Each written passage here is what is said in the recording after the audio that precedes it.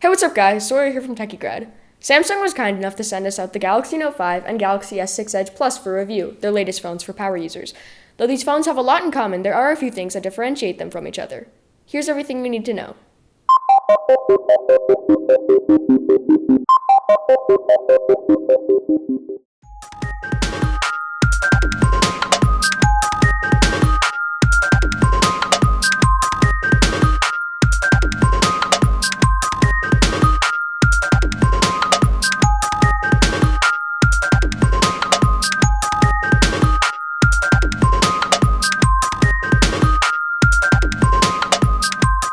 The design of the Note 5 and S6 Edge Plus is very similar to the S6 and S6 Edge which we saw earlier this year.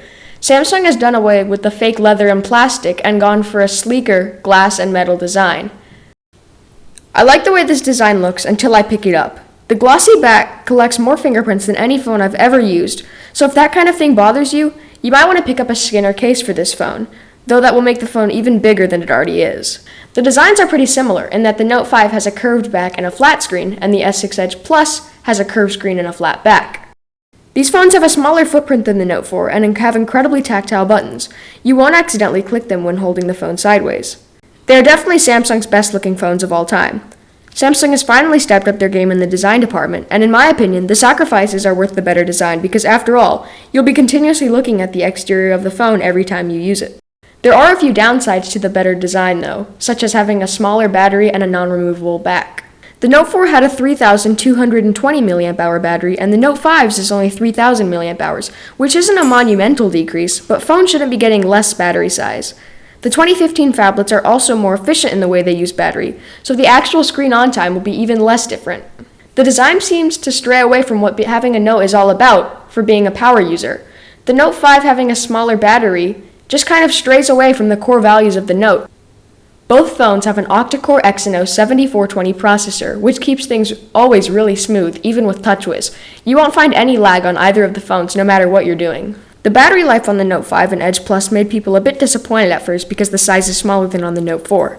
You can get anywhere from 3 to 4 hours of screen on time, which is good for a phone not meant for power users, but kind of disappointing for a phone that's meant for demanding tasks. These phones do have fast charging, wireless charging, and fast wireless charging, which makes the phones charge exceptionally fast and makes the battery life less of a caveat. The Note 5 offers a lot of functionality with the S Pen, such as Screen Write, S Note, Smart Select, and many other features that I actually used on a daily basis. The S Pen clicks now, and once you start, you can't stop. The Screen Off memo feature on the Note 5 made it really quick and easy to jot down a quick phone number or website.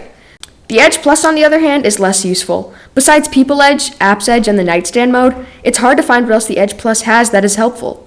To be honest, most of the time I use these features was just when someone asked me what the Edge screen does.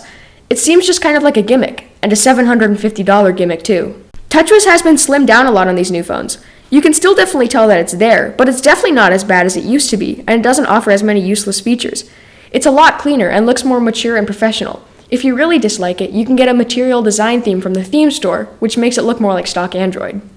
The cameras on the Note 5 and Edge Plus are incredible. The 16-megapixel Sony camera is the same sensor that's found in the S6, the S6 Edge, and the S6 Active. But just because the megapixel count is high isn't the only reason why these cameras are so great. We've seen 20 megapixels cameras that can't beat out the 8-megapixel camera on the iPhone 6 and 6 Plus, HTC. The Note 5 and Edge Plus are probably the best cameras on any smartphone on the market right now. The camera app gives you a lot of different modes too. Some people may not like how saturated the colors are, but most of the time it improves the quality of the pictures. If you're trying to pick between Samsung's latest phablets, in most cases the Note 5 is the better fit for you. The S6 Edge Plus, even though it looks so futuristic and sleek, just doesn't use the large screen to its full capability. Another thing to keep in mind is that the Edge Plus is more expensive than the Note 5, which means that the extra money needs to be justified, and I wouldn't say that it is. Though these phones do have some of the highest levels of build quality that there is, there are some phones like the OnePlus 2 for example that are almost as good for way cheaper. This is one of the problems for flagship manufacturers of 2015. There's so many phones that claim to have almost as good specs for half the price. This concludes our review of the Galaxy Note 5 and Galaxy S6 Edge Plus. If you enjoyed this video, remember to subscribe to our channel and follow us on social media at TechieGrad. Thank you for watching, and I'll see you in the next one.